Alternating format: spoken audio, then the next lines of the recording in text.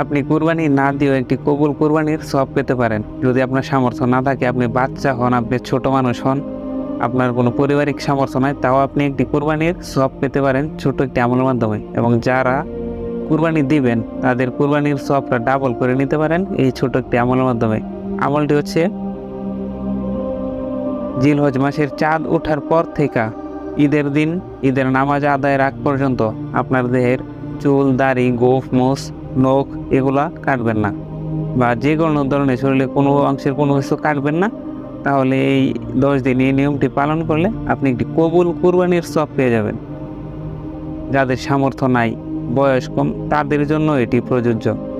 আপনারাও এই নিয়মটি পালন করলে একটা কবুল কুরবানির সওয়াব পেয়ে যাবেন। আর যারা কুরবানি দিবেন তাদের সওয়াব কিন্তু ডাবল হবে, কারণ আপনারা এই নিয়মটি পালন করে একটা কুরবানির সওয়াব পাচ্ছেন। আর এমনিতে একটা